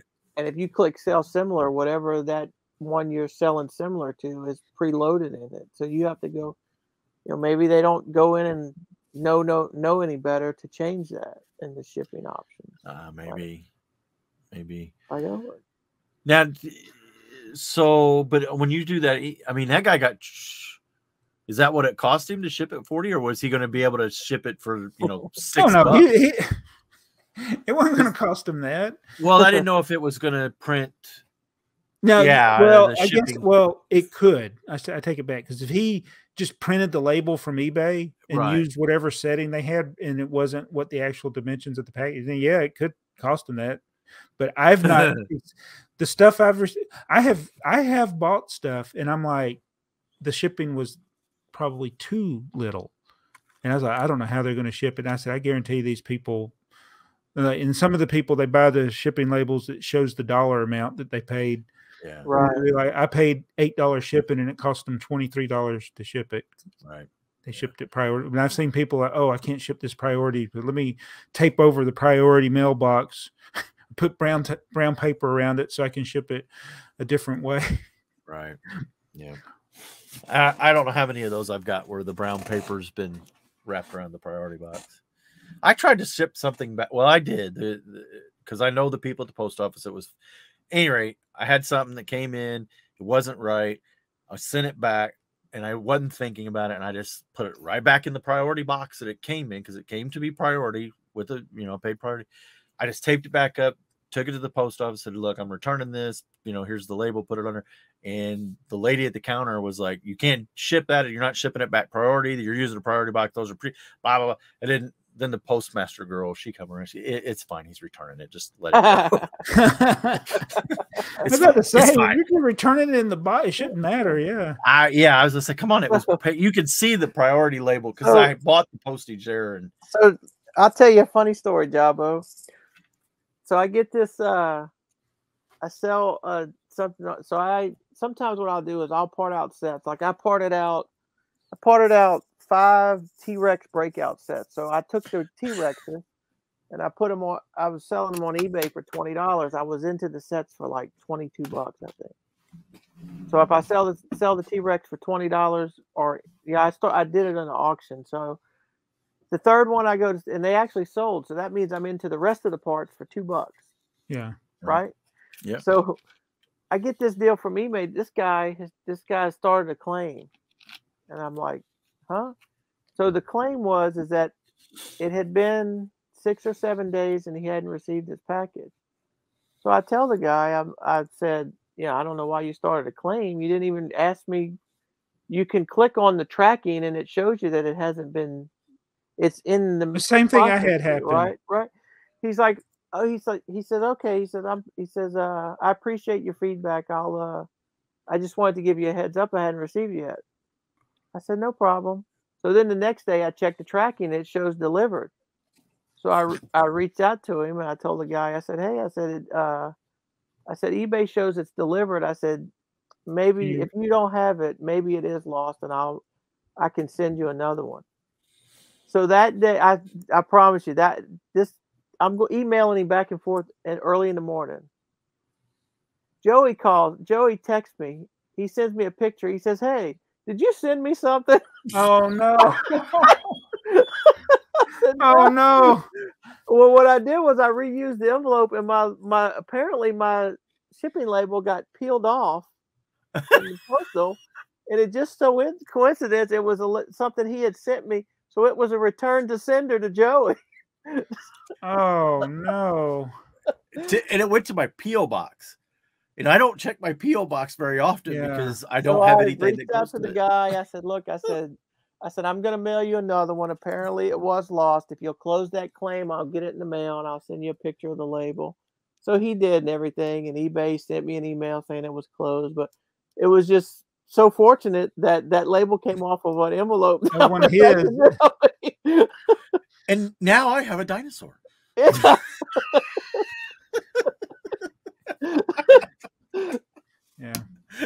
So I got one of those notices on ShipStation that I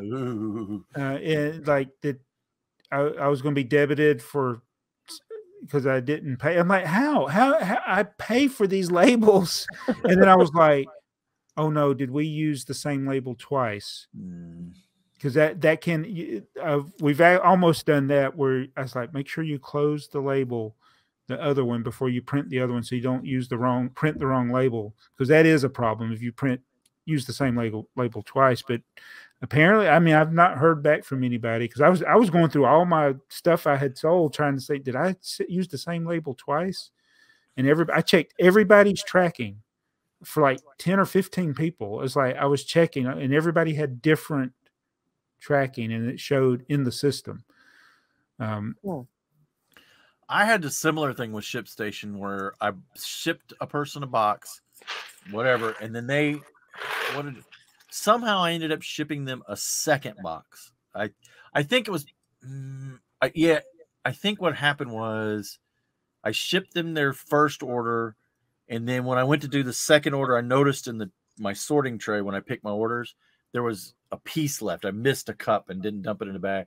I sent them a notice that, hey, you're going to have a missing part, but a second envelope is coming with the part, blah, blah, blah. And they're like, okay, that's fine. And, I did the same thing. Send them a picture of the new tracking. Did you use the same label? Apparently, because ShipStation, I went in and I bought the label. And this is the part that bugs me because it shows that I bought a label and then I bought another one a little bit later.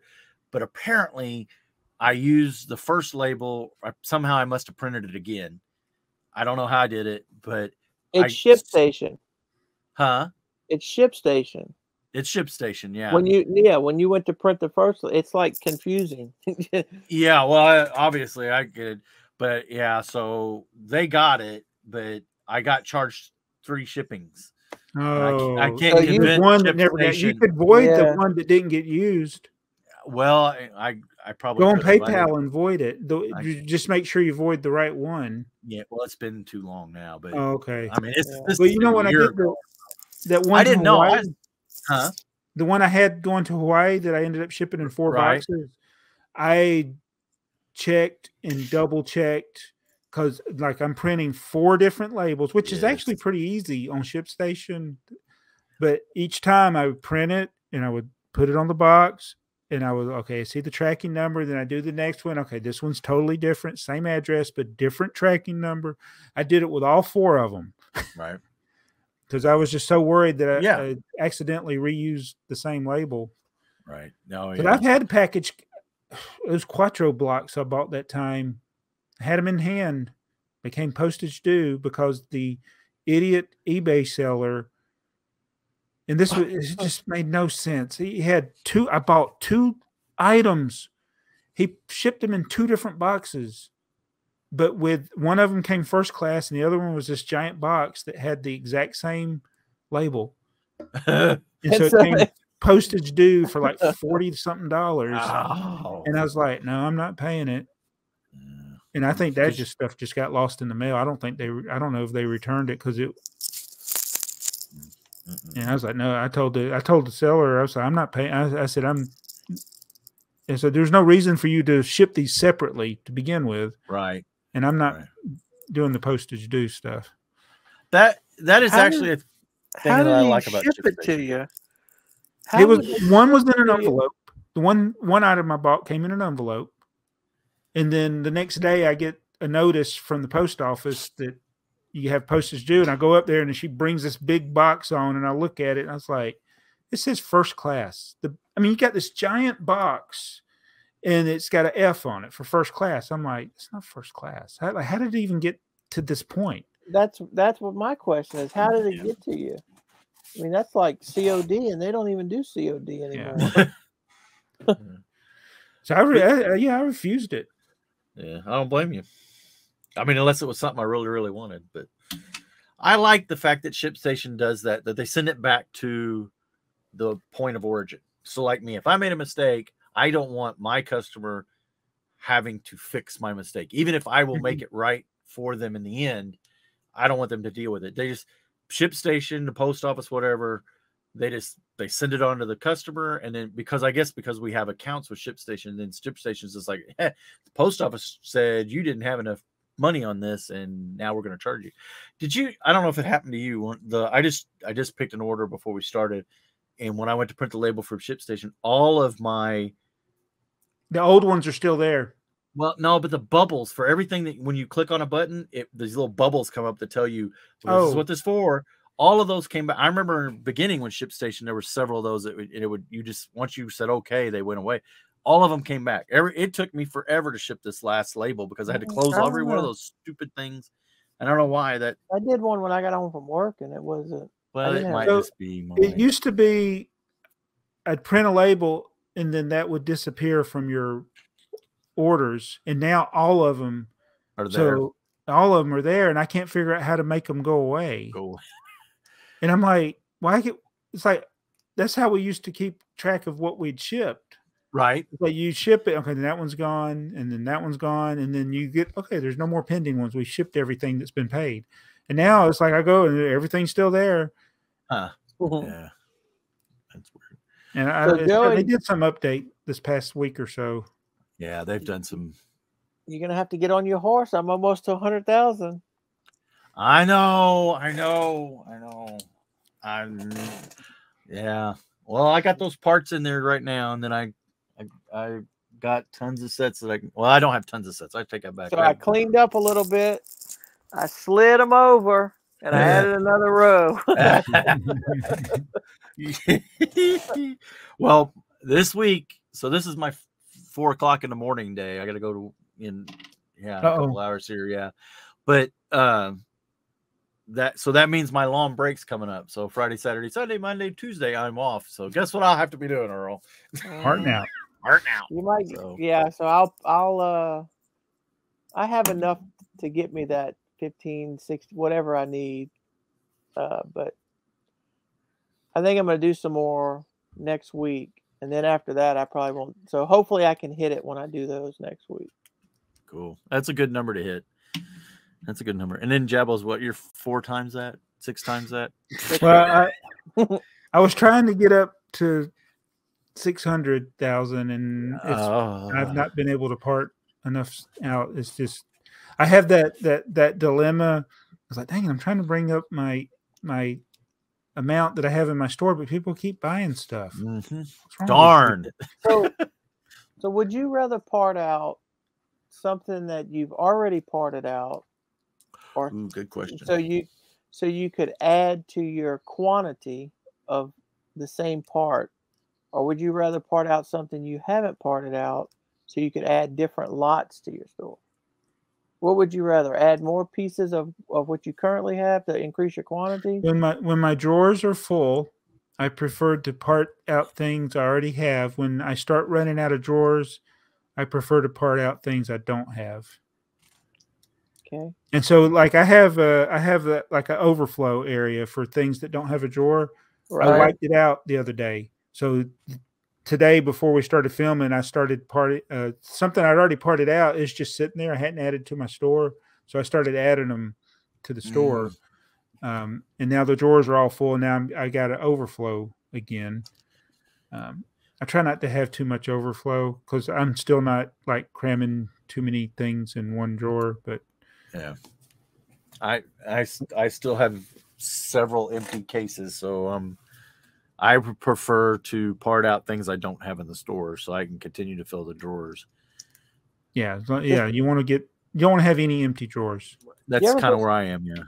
You ever put stuff in your store that you just know is going to sell, and then you part something out later, and it's like, man, I can't believe I still have these in my store.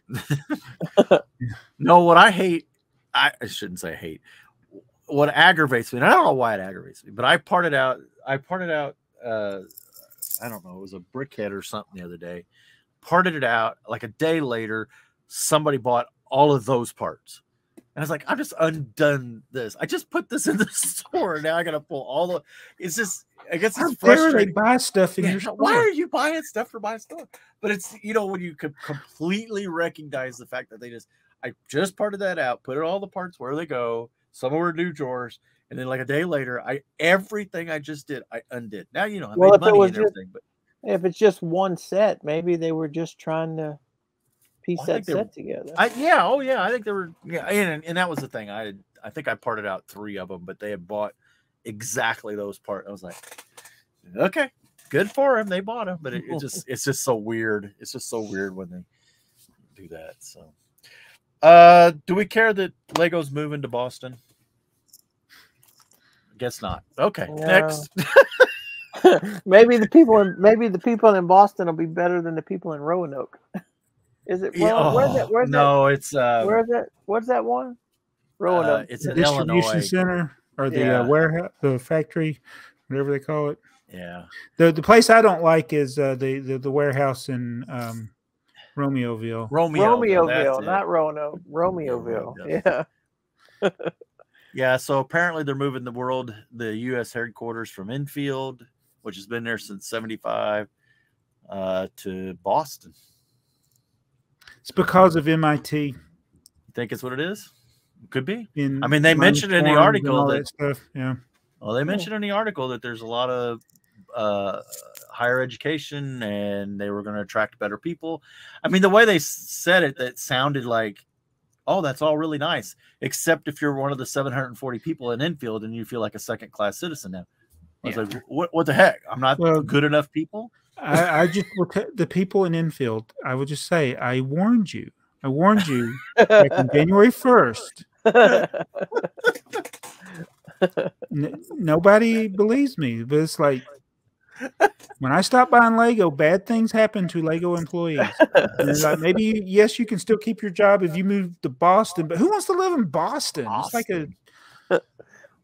It's like I don't know. A commercial from Boston. Boston. You gotta lose your R. You move to Boston. Oh, you no longer have a car, you'll have a car.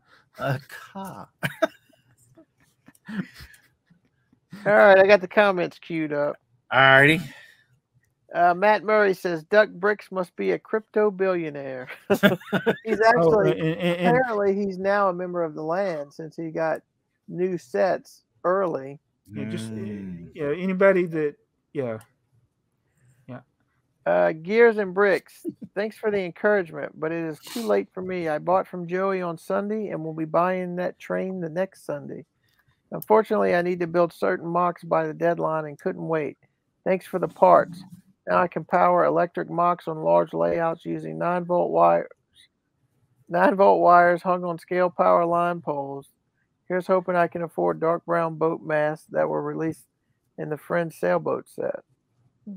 I don't know how much they are, but I made the comment about drink coasters because Jabo said that he collected roller coasters now. Oh, coasters. He probably stopped collecting coins so he could afford to buy those trucks that tip over. Jabo, I want to see a tips and tricks video incorporated into a tipper truck video. Call it tipper truck tips and tricks. Tricks, tippers and trucks. Yeah, that'd be good for Tipper Truck TV. Yeah, it would. Lastly, Dakota, VHS probably doesn't stand for vehicle hazard signal. No, it doesn't, Dakota. No. Did Dakota watch the last podcast? Let's see, when did it, I haven't heard anything yet. It's from his mom about it, so I don't know. Battery powered bricks. Congrats on the second red light, Joey. I like small towns. I remember visiting my grandparents in Georgia where they only had one stoplight. I'd have a lot to respond to in the director's cut episode where the comments were only the halfway point. But I won't make Earl read an essay to everyone. Great show, by the way. I wonder where his grandparents were. I don't know. There's a lot of towns still around here that have they probably had the UPS store inside the grocery store. Gears and Bricks. P.S. One of my friends who has kids often has issues where they play with, then are done.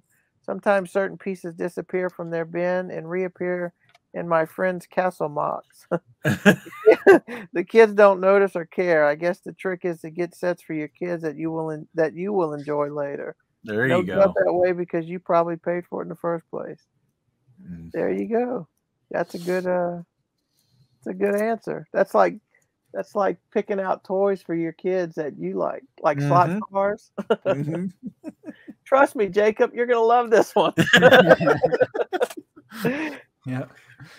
Matt Apple, your no-buy January contest reminds me of the Seinfeld Master of Your Domain episode. That's exactly what it is.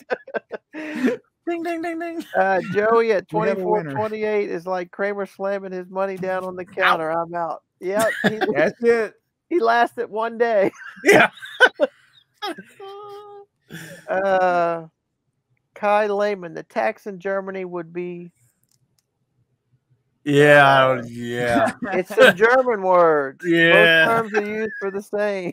It is in fact 19%, but those have to be the announcer's price. So if you have an offer for $250, then it's listed as $210.08 plus 19%. So I guess if you want to understand German math, maybe you're going to have to decipher that from the comments. Yeah. Thank you for that, Kai. So when that box showed up that they're talking about, it Mhm. was clearly wrote on there, gift. Yeah. I don't know if that happened the second time or the first time. And I didn't request it, so. Sin Killer Tachikawa. The thing Earl brought up is true with some brands. The one I know of is Airheads Candy. The white mystery flavor is just a changeover cycle between flavors. Hey, imagine that. There you go. There you go. I like the Airheads back when I used to eat candy before I had braces, but the white mystery flavor is literally the worst flavor of Airheads, and so now we know the secret. It's just the leftover gook between the next gook. Yeah. And it's interesting that it doesn't have color, which means that they put the color in it after they. Let's see, how would they do the that? color and the flavor are not the same. Yeah. I mean, you could have strawberry purple, you know what I mean? That's what they should do. That's what Airheads should do. Make the candy look like a different flavor. And you're like, you eat the red one, but it's great. Don't they, or something. Isn't that jelly beans thing? Isn't that what they do? Jelly belly? Yeah, they some have of theirs those, are weird colors, and then they're Blockhead, another interesting episode for you old fools. VHS is video home system. Bingo. Yep. I knew it was video home. I couldn't remember the system. I thought initially it would be standard, but then remembered that was pretty low. Confess I've more or less mothballed my YouTube channel. Building mocks is way more fun than editing videos, and I just got fed up with all the post-production time, even for a 2 to 3 minute video. I don't really watch shorts at all, since the old broadcast engineer in my head screams about vertical video. Yeah. Well, you can be converted there. We converted, or we didn't, but YouTube converted Jabbo. Yeah. Thorok videos about the whole how did Lego get so expensive in the aftermarket? The market is pretty similar to the art market in my eyes. The Lego isn't really worth the sums people are asking for it, but there is no pressure to sell for most people involved. So a set is presented as being worth $500, but there is hundreds of sellers on eBay and obviously no demand. Otherwise, there wouldn't be so many for sale. But none has to sell anything. For the vast majority, it is a side hustle, way to keep collecting, way to justify to their family the enormous amounts of money being thrown at worthless plastic. It's a bubble. It's a bubble, and when or if a big recession hits, we will see the best Lego deals ever. Yeah, I think I disagree completely. I've been in this for 50 years. It's like, no. The collectors, I do worry about like collectors ruining the hobby, but it's not going to make this. This is not worthless. The plastic's not going to be worthless. Yes, there are people that are probably paying too much for stuff and whatnot and stuff, but it's like just because somebody lists something for $500 doesn't mean it's worth $500. It's what the stuff sells for, and that's what I go by is what stuff actually sells for, what is actually in demand. And you can do that on eBay. You just filter it to completed and sold listings, and I only look when I'm investigating stuff. Like if I want to sell something, I look at what things have sold for on eBay. I don't look at what is for sale.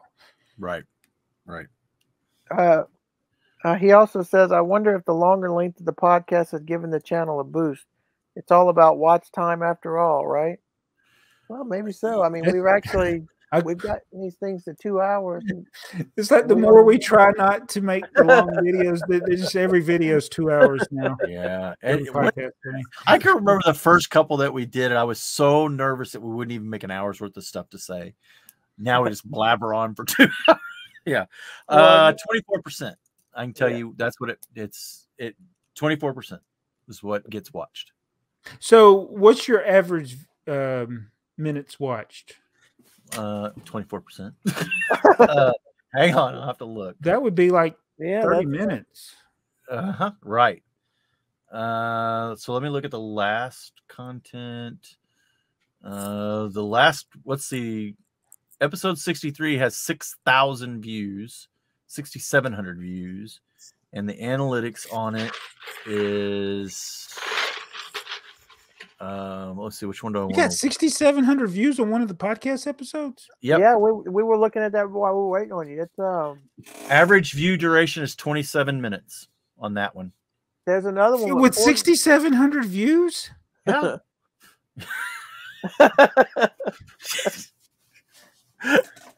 You know, I gave you the option to let this be on your channel at the very beginning. That's crazy. I mean, that's like, but I don't know why. Like, I'm shocked that people watch us. Well, so what was that one about? Okay, so I think it's about the what it's the really thumbnail. about. Yeah, exactly. Because thumbnail. All it was BrickLink question mark was the title. I'm trying to figure out how to show the thumbnail without showing the video playing. So yeah, you were holding up the you're holding up the vault set, and then Joey put something in the side of the thumbnail. I don't remember what some little subtitle, but you're just holding up the, so that could be the key, holding up the vault set. So yeah. Well, the simple thumb, like in this era of YouTube, the simple thumbnail is the best.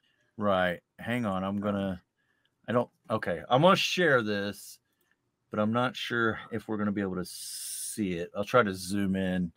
Where's my zoomer at? Zoom, zoom, zoom. Whoops. That's not the one. It's this one right here. That's a typical one there on the left. It played. Whoops. Oh my gosh. They got you on Which episode is it? 3 or 63? It's 63 right there. This one right here. And I'm showing this stupid Duplo. You're kidding me. You have got to be kidding me. So Joey, I'm going back to Duplo, guys. That's an average watch. So I've had videos like I had a video that got just all of a sudden, just out of the blue, started getting like tens of thousands of views a day for a short while. But people were only watching it they're like, oh, I don't want to watch it. But for a long video and to get an average view time with that many views of 27 minutes, that's incredible. Why did that not? Hang on. I thought I showed. So let's if you break that down, if that's an average, that means for how many people are watching the duration of it versus how many people are watching 3 or 4 minutes and turn it off. Okay, so this is the analytics for that video. So tell me what you want to see. I'll click on it. I mean, this is audience retention. 27 minutes is what Joey, the average view time. This is like gold. We have got to go back and figure out what we did. Even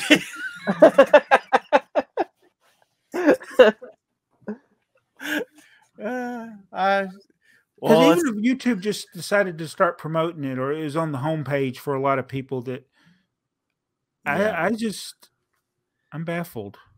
Wait, go back to they go down. Yeah, see that spike? What's the spike? The spike is at 1 hour and 14 minutes. I wonder what was happening there. I don't know. That's it.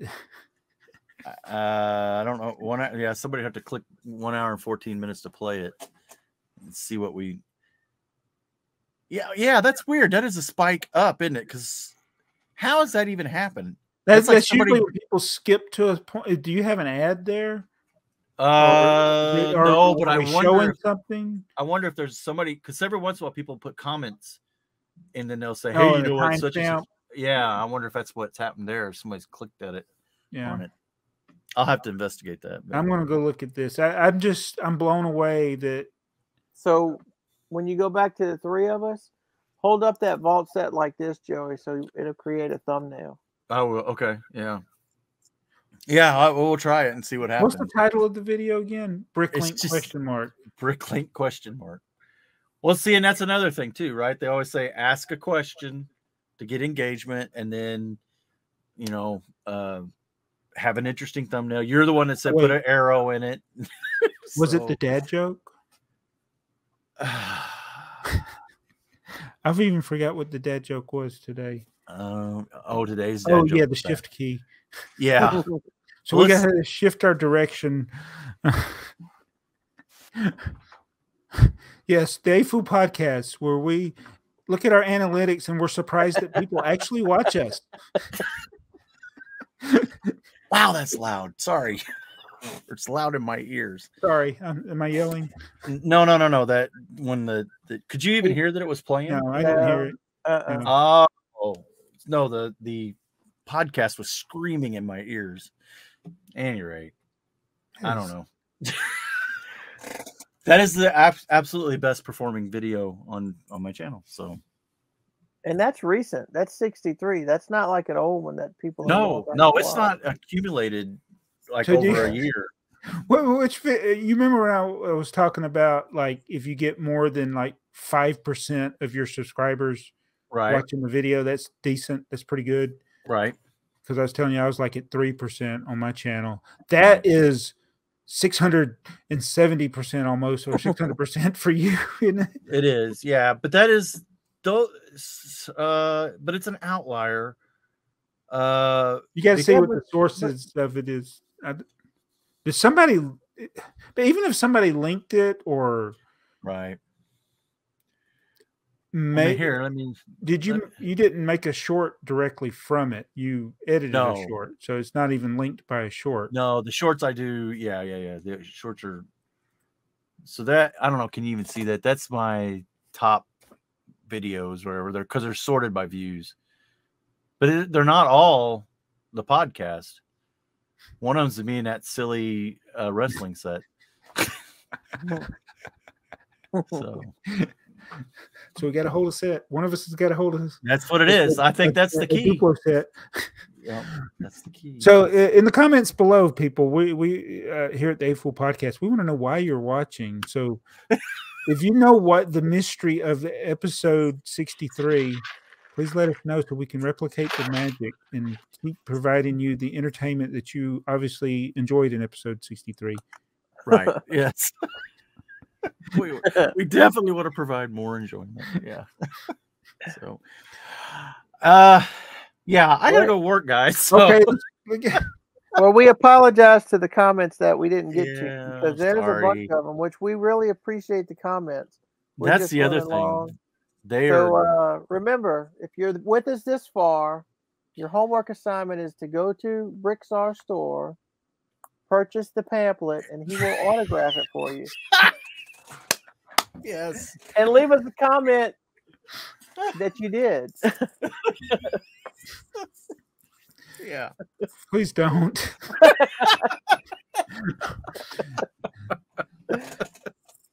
But thanks for watching another episode. We've really shifted the direction as we've come this far.